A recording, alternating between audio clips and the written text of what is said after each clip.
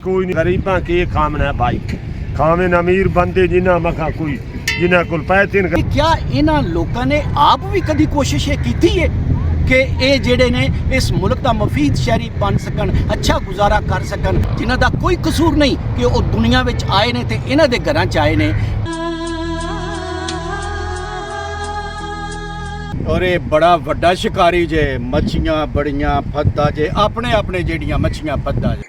दोस्तों, आज बर्ड्स के बारे में एक कॉमन सी बात मैं आपसे करूंगा। एक मोहतरम दोस्त ने ये कहा है कि रेड कंगनी और वाइट कंगनी में जो बुनियादी फर्क है वो बताएं। जोड़ा हादसे दा सबब बन सकदियां ने क्योंकि नाल पुल है, फाटक है कोई ना, ट्रेन किसी वक्त आ जा सकती है। अस्सलाम वालेकुम दोस्तों, क्या हाल है आपका? आप खुश हैं, राजी हैं? अल्लाह ताला के हजूर दुआ है कि अल्लाह पाक आपको हमेशा खुश रखे और अपने हिफ्ज़ ईमान में रखे, आमीन। दोस्तों, आज बर्ड्स के बारे में एक कॉमन सी बात मैं आपसे करूंगा, लेकिन उससे पहले एक कमेंट पर मैं थोड़ी सी बात करना चाहूँगा। मेरा पिछला व्लॉग जो था उसमें रेड कंगनी का जिक्र था, तो एक मोहतरम दोस्त ने ये कहा है कि रेड कंगनी और वाइट कंगनी में जो बुनियादी फ़र्क है वो बताएं।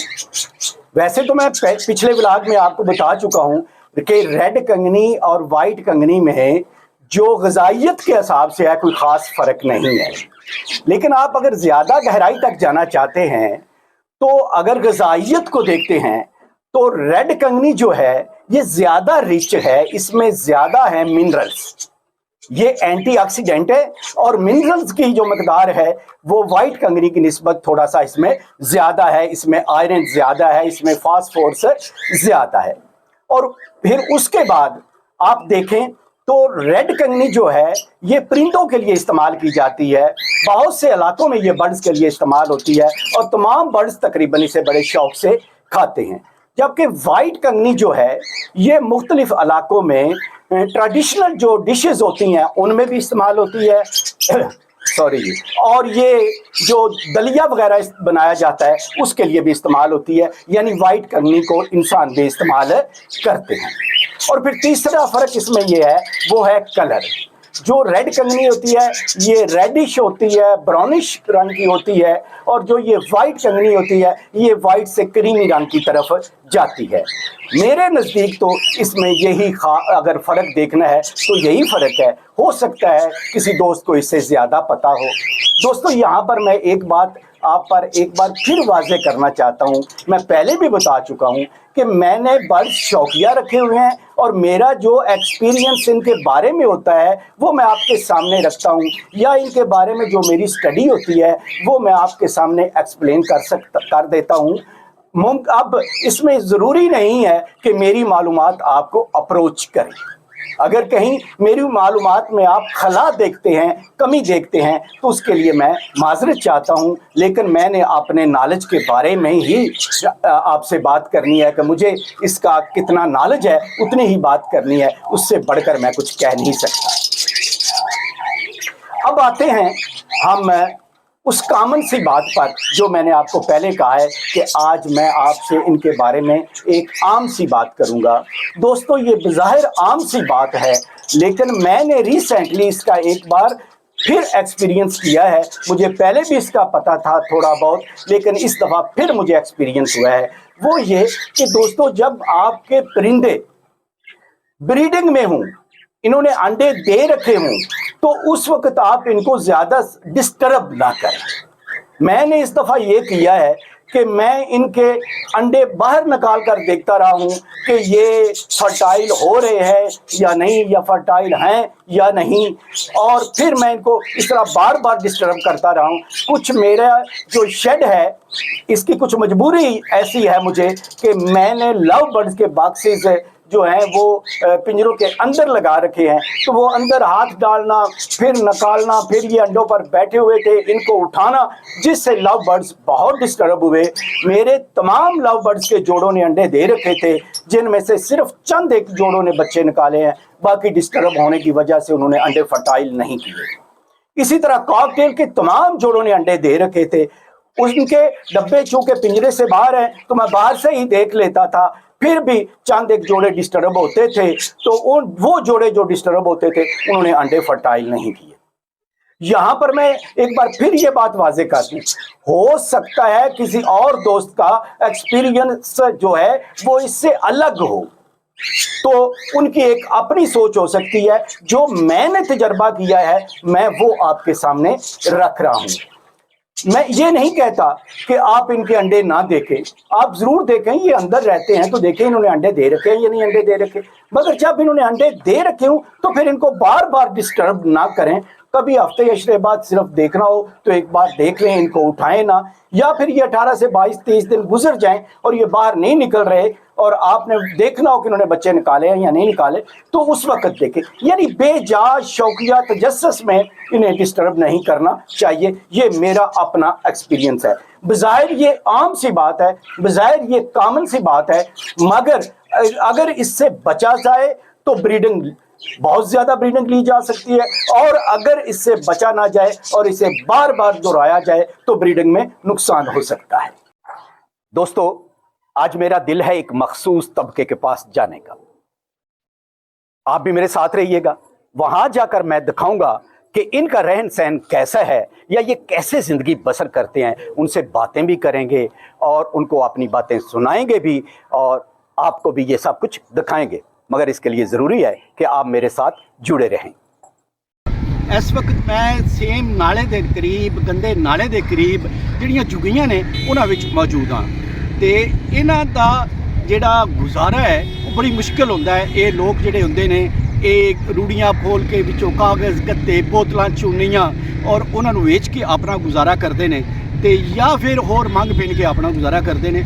ਤੁਸੀਂ ਵੇਖੋ ਇਹਨਾਂ ਦੇ ਬੱਚੇ ਇਸ ਸਰਦੀ ਦੇ ਵਿੱਚ ਨੰਗ ਡੰਗ ਫਿਰ ਰਹੇ ਨੇ, ਉਹਨਾਂ ਕੋਲ ਕੋਈ ਮੁਨਾਸਬ ਪਾਉਣ ਵਾਸਤੇ ਲਿਬਾਸ ਨਹੀਂ ਹੈ, ਤੇ ਇਹਨਾਂ ਦਾ ਡੇਰਾ ਜਿਹੜਾ ਹੁੰਦਾ ਹੈ ਉਹ ਵੀ ਗੰਦੀ ਜਗ੍ਹਾ ਉੱਤੇ। ਤੁਸੀਂ ਇਹ ਗੰਦਾ ਨਾਲਾ ਸੇਮ ਦਾ ਜਿਹੜਾ ਸਾਡਾ ਮਲਕਵਾਲ ਕੋਲੋਂ ਗੁਜ਼ਰ ਰਿਹਾ ਹੈ, ਇਸ ਨਾਲੇ ਦੇ ਕੋਲ ਰੂੜੀਆਂ ਨੇ, ਸੀਵਰੇਜ ਦਾ ਸਾਰਾ ਸਿਸਟਮ ਇੱਥੇ ਹੈ, ਤੇ ਇੱਥੇ ਇਹਨਾਂ ਦੀਆਂ ਇਹ ਹਨ ਝੁੱਗੀਆਂ।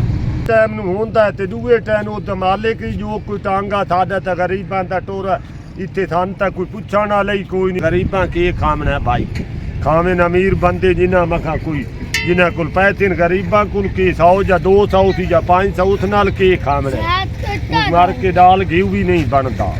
ਇੱਥੇ ਸੋਚਣੇ ਵਾਲੀਆਂ ਦੋ ਗੱਲਾਂ ਨੇ। ਇੱਕ ਤੇ ਇਹ ਵੇ ਕਿ ਗਵਰਨਮੈਂਟ ਕੋਲ ਕੋਈ ਐਸਾ ਸਿਸਟਮ ਨਹੀਂ, ਕੋਈ ਐਸਾ ਨਿਜ਼ਾਮ ਨਹੀਂ ਕਿ ਇਹਨਾਂ ਲੋਕਾਂ ਵੱਲ ਵੀ ਤਵੱਜੋ ਹੋਵੇ ਔਰ ਇਹਨਾਂ ਲੋਕਾਂ ਨੂੰ ਕਿਧਰੇ ਵਸਾਇਆ ਜਾਏ ਤਾਂ ਕਿ ਇਹਨਾਂ ਦੀ ਗੁਜ਼ਰ-ਔਕਾਤ ਅੱਛੀ ਹੋ ਸਕੇ, ਔਰ ਇਹ ਆਪਣੇ ਮੁਲਕ ਪਾਕਿਸਤਾਨ, ਪਿਆਰੇ ਪਾਕਿਸਤਾਨ ਦਾ ਇੱਕ ਮਫੀਦ ਸ਼ਹਿਰੀ ਬਣ ਸਕਣ। ਤੇ ਦੂਸਰਾ ਪਹਿਲੂ ਜਿਹੜਾ ਇਹਦਾ ਹੈ ਉਹ ਇਹ ਵੀ ਹੈ ਕਿ ਕਿਆ ਇਹਨਾਂ ਲੋਕਾਂ ਨੇ ਆਪ ਵੀ ਕਦੀ ਕੋਸ਼ਿਸ਼ ਇਹ ਕੀਤੀ ਹੈ ਕਿ ਇਹ ਜਿਹੜੇ ਨੇ ਇਸ ਮੁਲਕ ਦਾ ਮਫੀਦ ਸ਼ਹਿਰੀ ਬਣ ਸਕਣ, ਅੱਛਾ ਗੁਜ਼ਾਰਾ ਕਰ ਸਕਣ, ਆਪਣੇ ਬੱਚਿਆਂ ਨੂੰ ਪੜ੍ਹਾ ਲਿਖਾ ਸਕਣ ਔਰ ਆਪਣੀ ਜ਼ਿੰਦਗੀ ਅੱਛੇ ਤਰੀਕੇ ਨਾਲ ਗੁਜ਼ਾਰ ਸਕਣ। गरीबा मांग फेन के गत्ते बोतल अल्लाह पाक तन केड़ी जगह तू नंगे बच्चे ये छोटे वे गिर खाले और मस्कीन या ना को तू दाते ना को माजता अल्लाह पाक सा मस्कीना दा कोई सबाब करे सी किडाऊ ना किडाऊ। ਇਹ ਦੋਵੇਂ ਪਹਿਲੂ ਜਿਹੜੇ ਤੁਹਾਡੇ ਸਾਹਮਣੇ ਮੈਂ ਰੱਖੇ ਨੇ, ਇਹ ਇਸ ਵਕਤ ਇਹਨਾਂ ਨੂੰ ਟਾਰਗੇਟ ਕਰਨ ਦੀ ਔਰ ਇਹਨਾਂ ਉੱਤੇ ਕੰਮ ਕਰਨ ਦੀ ਬਹੁਤ ਜ਼ਰੂਰਤ ਹੈ। ਅਗਰ ਇਹ ਲੋਕ ਖੁਦ ਆਪਣੇ ਆਪ ਵੱਲ ਤਵੱਜੋ ਨਹੀਂ ਦੇ ਰਹੇ ਤੇ ਫਿਰ ਵੀ ਇਹਨਾਂ ਦੀ ਐਸੀ ਤਰਬੀਅਤ ਦੀ ਜ਼ਰੂਰਤ ਹੈ, ਇਹਨਾਂ ਵਾਸਤੇ ਐਸੀ ਤਰਬੀਅਤ ਗਾਹ ਦੀ ਜ਼ਰੂਰਤ ਹੈ ਜਿੱਥੇ ਇਹਨਾਂ ਨੂੰ ਤਰਬੀਅਤ ਦਿੱਤੀ ਜਾਏ ਔਰ ਇਹਨਾਂ ਨੂੰ ਇਹ ਪਤਾ ਚੱਲੇ ਕਿ ਅਸਾਂ ਆਪਣਾ ਆਪ ਖੁਦ ਠੀਕ ਕਰਨਾ ਹੈ। ਔਰ ਦੂਸਰੇ ਪਾਸੇ ਗੌਰਮੈਂਟ ਜਿਹੜੀ ਹੈ ਉਹ ਇਹਨਾਂ ਨਾਲ ਖਸੂਸੀ ਤੌਰ ਤੇ ਕੋਈ ਤਵੱਜੋ ਦੇ ਕੇ ਤਵੱਜੋ ਦੇਵੇ ਤਾਂ ਕਿ ਜਿਹਦੇ ਨਾਲ ਇਹਨਾਂ ਦੇ ਇਹ ਮਾਸੂਮ ਬੱਚੇ ਜਿਹੜੇ ਨੇ ਜਿਨ੍ਹਾਂ ਦਾ ਕੋਈ ਕਸੂਰ ਨਹੀਂ ਕਿ ਉਹ ਦੁਨੀਆ ਵਿੱਚ ਆਏ ਨੇ ਤੇ ਇਹਨਾਂ ਦੇ ਘਰਾਂ 'ਚ ਆਏ ਨੇ, ਉਹ अच्छे शहरी बन सकन, अच्छी तालीम हासिल कर सकन। तो ये मेरा शागिर्द है रफ़ील इस्लाम का, इसका नाम भी सफ्तर है और हम इसे फूकी फूकी कहते हैं। और ये बड़ा वड्डा शिकारी जे, मच्छियाँ बड़ियाँ फद्दा जे, अपने अपने जेड़ियाँ मच्छियाँ फद्दा जे, इन कोई आम जिहा बंदा ना समझे है। फूकी अगर टूटा चल तो कोई गल सुना। बस सर बेहतरीन, बड़े से बहुत सर मिले हैं, बड़ी खुशी हुई है सर आपसे मिलके। ਇਹ ਸਫੈਦ ਝੂਠ ਬੋਲ ਰਿਹਾ ਜੇ ਇਹਨੂੰ ਮੈਨੂੰ ਮਿਲ ਕੇ ਕੋਈ ਖੁਸ਼ੀ ਨਹੀਂ ਜੀ ਹੋਈ। नहीं सर सर 100% मैं उधर खड़ा हूँ, आप नजर पड़ी है तो मैंने कहा क्या बात है क्या बात है। ਕਿੱਡੇ ਇੱਕ ਵਿਛੜੇ ਨੇ ਪੁਰਾਣੇ ਤੇ ਕਿੱਕਣ ਪਿਆਰ ਨਾਲ ਹਾਲ ਪੈ ਪੁੱਛਦੇ ਨੇ ਤੇ ਸਾਰਾ ਕੁਝ ਪੈ ਦੱਸਦੇ ਨੇ ਇੱਕ ਦੂਜੇ ਨੂੰ।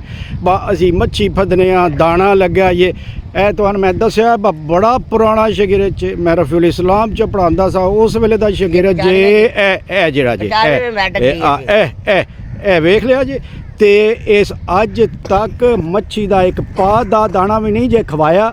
ਯਾਦ ਪੀਟੀਵੀ ਦਾ ਇੱਕ ਨੁਮਾਇੰਦਾ ਆਇਆ ਸੀ ਰਫੀਉਲ ਇਸਲਾਮ ਸਕੂਲ ਦੇ ਵਿੱਚ ਆਇਆ ਸੀ आया ਅਸੈਂਬਲੀ ਦੇ ਵਿੱਚ। ਉਹਨੇ ਜਨਾਬ ਸਾਰਿਆਂ ਦੇ ਐਡੀਸ਼ਨ ਵਗੈਰਾ ਲੈ, ਕੋਈ ਨਾਤ ਪੜਦਾ ਸੀ, ਕੋਈ ਤਲਾਵਤ ਤੇ ਕੋਈ, ਤੇ ਉਹਦੇ ਵਿੱਚੋਂ ਸਿਲੈਕਟ ਫਿਰ ਉਸ ਤਿੰਨ ਨਹੀਂ ਕੀਤਾ ਸੀ, ਤੁਹਾਨੂੰ ਸਿਲੈਕਟ ਕੀਤਾ ਸੀ, ਆਵਾਜ਼ ਵੀ ਸਾਰਾ ਕੁਝ ਹੈ, ਪਰ ਲੈ ਉਹ ਵੀ ਨਹੀਂ ਗਿਆ। गया ਅਖੀਰ ਤੇ ਉਸ ਆਖਿਆ ਜੀ ਮੈਂ ਵਜ਼ੀਰਾਬਾਦ ਲਾਇਬ੍ਰੇਰੀ ਪਿਆ ਬਣਾਉਣਾ, ਕੋਈ ਪੈਸੇ ਦਿਓ। ਖੁਸ਼ ਰਹੋ, ਸ਼ਾਦ ਆਬਾਦ ਰਹੋ। ਤੇ ਹੁਣ ਮੱਛੀ ਫਿਰ ਕਮਾਏ ਦਾ सारी गल्लां ਉਹ ਪੈਸੇ ਲੈ ਲਈ ਜੀ। ये सारी ਹਾਂ ਮੱਛੀ ਹੁਣ ਕਮਾਣੀ ਆ। ये ठीक है। ਦੋਸਤੋ ਮੇਰੇ ਅਕਬ ਦੇ ਵਿੱਚ ਤੁਹਾਨੂੰ ਇਸ ਵੇਲੇ ਨਹਿਰ ਵਾਲਾ ਪੁਲ ਔਰ ਉਹਦੀ ਪਟੜੀ ਨਜ਼ਰ ਆ ਰਹੀ ਹੋਣੀ ਹੈ, ਔਰ ਫਿਰ ਰੇਲਵੇ ਦੀ ਤਰਫੋਂ ਜੋ ਹਾਈਡਰਸ ਲਗਾਈਆਂ ਗਈਆਂ ਨੇ ਉਹ ਵੀ ਤੁਹਾਨੂੰ ਨਜ਼ਰ ਆ ਰਹੀਆਂ ਹੋਣੀਆਂ ਨੇ। ਇਹ ਇਸ ਤੋਂ ਲਾਈਆਂ ਗਈਆਂ ਨੇ ਕਿ ਇੱਕ ਐਸਾ ਮਕਾਮ ਹੈ ਜਿੱਥੇ ਰੇਲਵੇ ਪੁਲੇ ਤੇ ਨਾਲ ਬੰਦੇ ਗੁਜ਼ਰਦੇ ਨੇ ਪਟੜੀ ਤੋਂ। ਇੱਥੇ ਚੂੰਕਿ ਰੇਲਵੇ ਦੀ ਫਾਟਕ ਕੋਈ ਨਹੀਂ, ਇਸ ਲਈ ਰੇਲਵੇ ਨੇ ਹਾਈਡਰਸ ਲਗਾਈਆਂ ਨੇ ਕਿ ਇੱਥੋਂ ਟ੍ਰੈਫਿਕ ਨਾ ਗੁਜ਼ਰੇ, ਇੱਥੋਂ ਕੋਈ ਆਪਣਾ ਟਰੈਕਟਰ ਟਰਾਲੀ ਜਾਂ ਹੋਰ ਇਸ ਤਰ੍ਹਾਂ ਦੀ ਟ੍ਰੈਫਿਕ ਨਾ ਗੁਜ਼ਰੇ। ਮਮਾਨਤ ਹੈ ਇਸ ਦੀ, ਲੇਕਿਨ ਉਸ ਦੇ ਬਾਵਜੂਦ ਇਸ ਤੋਂ ਟ੍ਰੈਫਿਕ ਗੁਜ਼ਰਦੀ ਏ। ਇਹਦੇ ਉੱਤੋਂ ਟਰੈਕਟਰ ਟਰਾਲੀਆਂ ਗੁਜ਼ਰਦੇ ਨੇ, ਹੋਰ ਹਰ ਕਿਸਮ ਦੀ ਟ੍ਰੈਫਿਕ ਗੱਡੀਆਂ ਵਗੈਰਾ ਇੱਥੋਂ ਗੁਜ਼ਰਦੀਆਂ ਰਹਿੰਦੀਆਂ ਨੇ, ਔਰ ਜਿਹੜਾ ਹਾਦਸੇ ਦਾ ਸਬਬ ਬਣ ਸਕਦੀਆਂ ਨੇ ਕਿਉਂਕਿ ਨਾਲ ਪੁਲ ਹੈ, ਫਾਟਕ ਹੈ ਕੋਈ ਨਾ, ਟ੍ਰੇਨ ਕਿਸੇ ਵਕਤ ਆ ਜਾ ਸਕਦੀ ਹੈ। ਟ੍ਰੇਨ ਮਲਕਵਾਲ ਦਾ ਜਿਹੜਾ ਆਊਟਰ ਸਿਗਨਲ ਹੈ ਉਹ ਵੀ ਇੱਥੋਂ ਮਲਕਵਾਲ ਸ਼ਹਿਰ ਦੀ ਤਰਫ ਤਕਰੀਬਨ 1.5 ਕਿਲੋਮੀਟਰ ਦੂਰ ਤੇ ਆਊਟਰ ਸਿਗਨਲ ਹੈ। ਉਹਦੇ ਵੱਲੋਂ ਵੇਖਿਆ ਸ਼ਾਇਦ ਪਤਾ ਲੱਗੇ, ਉਹ ਵੀ ਨਜ਼ਰ ਨਹੀਂ ਆਉਂਦਾ ਇੱਥੋਂ ਕਿ ਗੱਡੀ ਆ ਰਹੀ ਹੈ ਜਾਂ ਨਹੀਂ ਆ ਰਹੀ। ਔਰ ਇਹਦੇ ਨਹਿਰ ਦੇ ਇੱਕ ਕਿਨਾਰੇ ਤੇ ਮੈਂ ਖੜੇ ਹਾਂ, ਇਹਦੇ ਦੂਸਰੇ ਕਿਨਾਰੇ ਉੱਤੇ ਵੀ ਇਸੇ ਤਰ੍ਹਾਂ ਉਹਨਾਂ ਹਾਈਡਰਸ ਲਗਾਈਆਂ ਨੇ, ਇਸੇ ਤਰ੍ਹਾਂ ਪਟੜੀ ਹੈ, ਉੱਥੇ ਵੀ ਮਨਾ ਕੀਤਾ ਗਿਆ ਕਿ ਨਹੀਂ ਗੁਜ਼ਰਨਾ। ਲੇਕਿਨ ਇਹਨਾਂ ਦੋਵਾਂ ਪਟੜੀਆਂ ਤੋਂ ਰੇਲਵੇ ਲਾਈਨ ਜਿਹੜੀ ਹੈ ਇਹਦੇ ਤੋਂ ਟਰੈਕਟਰ ਟਰਾਲੀਆਂ ਔਰ ਇਸ ਤਰ੍ਹਾਂ ਦੀਆਂ ਚੀਜ਼ਾਂ ਗੁਜ਼ਰਦੀਆਂ ਨੇ ਜਿਹੜਾ ਮੁਖਤਲਿਫ ਹਾਦਸਾਤ ਦਾ ਸਬਬ ਬਣ ਸਕਦੀਆਂ ਨੇ। ਇਹਦੇ ਨਾਲ ਹੀ ਅੱਲਾ ਹਾਫਿਜ਼। ਪਰ ਇੱਕ ਗੱਲ, ਜੇ ਤੁਸੀਂ ਅਜੇ ਤੱਕ ਮੇਰਾ ਚੈਨਲ ਸਬਸਕ੍ਰਾਈਬ ਨਹੀਂ ਕੀਤਾ ਤੇ ਕਾਈਂਡਲੀ ਚੈਨਲ ਨੂੰ ਤੇ ਸਬਸਕ੍ਰਾਈਬ ਕਰ ਲਵੋ, ਤੇ ਜਿਹੜਾ ਘੰਟੀ ਹੈ ਉਹ ਨੋਟੀਫਿਕੇਸ਼ਨ ਵਾਲੀ ਘੰਟੀ ਉਹਨੂੰ ਵੀ ਪ੍ਰੈਸ ਕਰ ਦਿਓ ਤਾਂ ਕਿ ਤੁਹਾਨੂੰ ਹਰ ਆਉਣ ਵਾਲਾ ਵਲੌਗ बर वक्त ਮਿਲਦਾ ਰਹੇ।